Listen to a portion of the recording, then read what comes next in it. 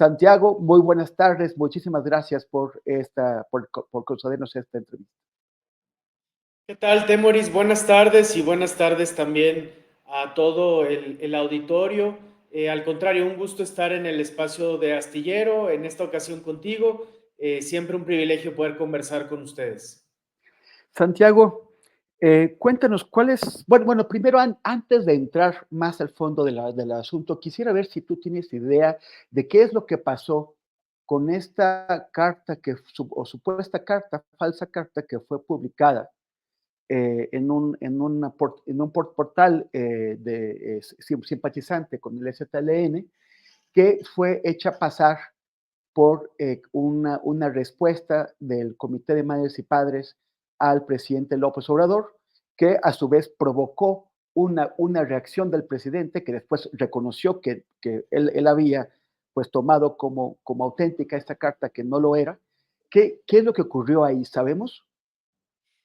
Sí, Temoris, pues el antecedente es que en reunión hace alrededor de un mes, el presidente de la República le anunció a las familias de Ayotzinapa que les iba a dirigir una carta que incluía como una suerte de reporte sobre el caso, reporte presidencial, y que esta carta se les iba a entregar en sus domicilios. El proceso de entrega de este reporte fue muy accidentado, no fue con el mayor de los cuidados que hubiese sido deseable, y eso demoró un poco el proceso en el que se entregara a todas las familias. Incluso al día de hoy hay familias a las que no se les fue entregado en su domicilio y que se enteraron de diversas maneras de su existencia. Es un grupo grande de 43 personas, por eso y no por otra cosa, ellos siempre han pedido que pueda haber, digamos, una participación de sus representantes que facilite la entrega al resto, pero en esta ocasión se optó por la entrega directa. Cuando apenas estaba concluyendo este proceso, pues el reporte se publicó prácticamente de forma íntegra en el periódico La Jornada, y así es como muchas familias tuvieron conocimiento. Tú mismo en redes sociales, Julio Astillero en su espacio editorial, pudieron analizar este reporte y hacer un balance crítico como corresponde, porque una de sus falencias es que, digamos, desplaza a las familias de ser las víctimas del caso, y de alguna manera el reporte presidencial postula que en realidad la gran víctima en este tema sería el ejército, por estimar que al señalar que debe rendir cuentas, de alguna manera se estaría haciendo eco de una suerte de conjura internacional para debilitar al ejército como institución que obedecería, en opinión del presidente, a intereses de potencias extranjeras, algo que las familias han descartado porque, por el contrario, cuando se pide que se investigue a elementos del ejército en el caso Ayotzinapa, es porque hay suficientes indicios que muestran que esa es una línea de investigación que no debe descartarse, y tú mismo con el libro que publicaste fuiste pionero en señalarlo en su momento, Temoris. Entonces, este informe presidencial desde luego que generó malestar en las familias,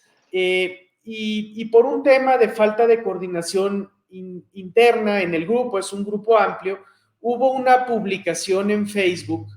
que expresaba buena parte de esta indignación, que es a la que hizo alusión en su momento el presidente. Sin que esta publicación tuviera todo el consenso y hubiese sido construida con la participación de todas las familias, yo de todas maneras rescataría, Temoris, que sí expresa el sentimiento profundo de agravio que prevaleció entre los familiares por las formas y el fondo del reporte presidencial que se publicó. De todas maneras, el día de ayer en reunión, las familias pusieron por escrito en la mesa del presidente de la República su respuesta, que tiene este sentimiento de agravio que este otro texto tenía también, pero que además es más extenso y se refiere a estos temas como la prueba de la opacidad militar, las contradicciones entre testigos protegidos, la reivindicación del buen trabajo inicial que había venido haciendo el subsecretario Encinas, que hoy penosamente se sabe que ha sido denunciado por los abogados militares de la Sedena y citado a comparecer en juicio, algo que nos parece muy preocupante, y otras cuestiones que se tratan en ese texto que es más extenso. Entonces, digamos que una es una respuesta hecha al calor de la indignación para lectura en el templete, y la otra es un texto largo, que es el que finalmente fue la respuesta formal entregada ayer, Temoris. Ya. Ahora, en esta, al salir, bueno, con las declaraciones que la prensa obtuvo tanto de las madres y de los padres, como del presidente López Obrador, como de Claudia Sheinbaum, pues algunos detectamos una voluntad de, digamos, tersura, como después de la crispación que ha venido creciendo, no ha sido puntual, ha sido a lo largo ya de 2 años, desde aquel agosto y septiembre de 2022, en que se subvirtió a la Fiscalía Especial del caso Ayotzinapa. eh, el, ha ido creciendo esta molestia, este encono, llegando hasta el enfrentamiento, incluso sobre todo con esta carta que me dices que fue hecha pues inicialmente al calor o sea, una primera respuesta y que tuvo también una reacción del presidente. Sin embargo, ayer vemos otra cosa. ¿Qué es lo que está pasando? Hay la voluntad o la intención de no terminar el sexenio de Andrés Manuel, pues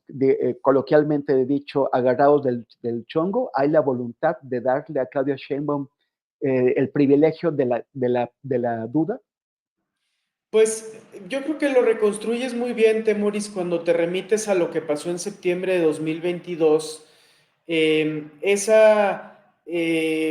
Ahí inició un proceso de descomposición del seguimiento al caso Ayotzinapa, que había venido mostrando algunos avances de proceso por el impulso del propio presidente, del subsecretario Encinas, del fiscal Gómez Trejo, y que desde entonces entró en un proceso de descomposición. Nosotros lo atribuimos, por un lado, a las prisas políticas, por otro lado, a que la investigación topó con el ejército, y finalmente a la subsistencia también en la Fiscalía General de la República de intereses que provienen desde tiempos del peñanetismo. Penosamente, la Fiscalía General de la República no se renovó ni en sus prácticas ni en sus personas, ¿no?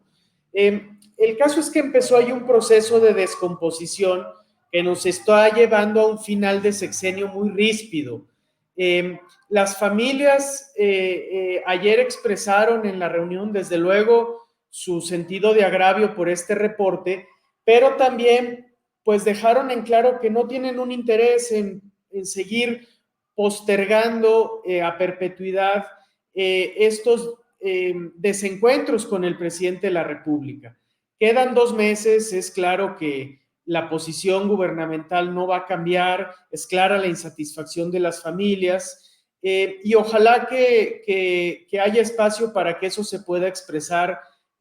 con algunos márgenes de respeto sin que se termine de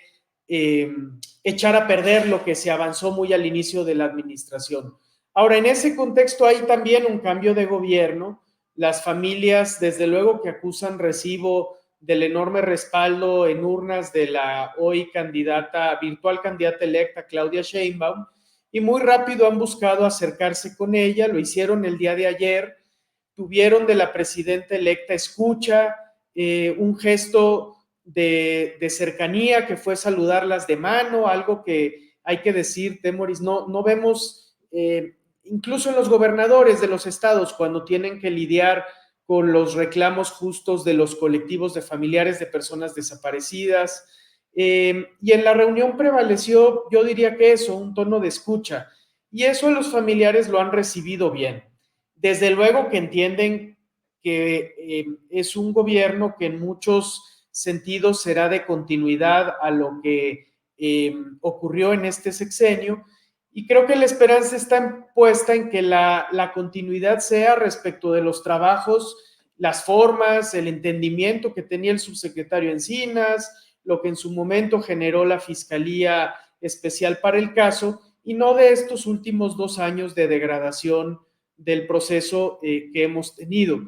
De todas maneras, Temoris, ayer algunos colegas tuyos de prensa le decían a las familias, hay confianza y bueno, es claro que ese no es el sentido de lo que las familias están poniendo sobre la mesa, porque para los familiares de personas desaparecidas,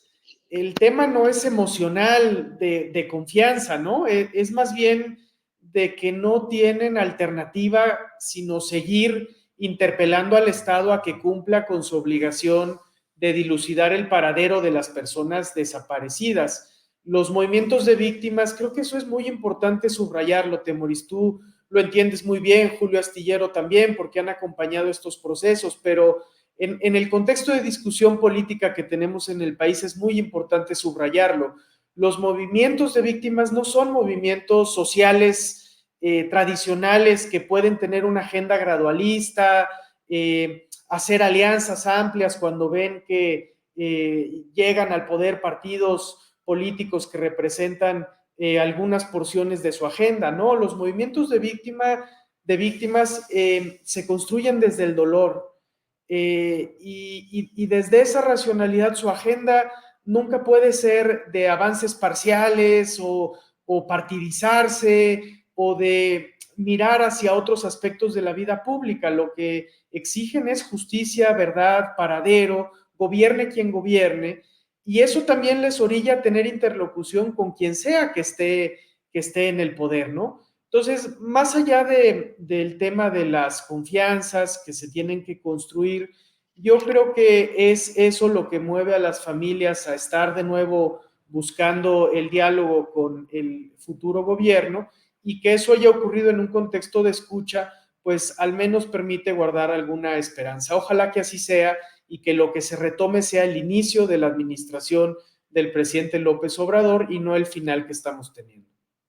Santiago, vamos en un par de minutos a comenzar a platicar con Abel Barrera, pero antes, no sé si tú tienes un comentario final, algo que agregar.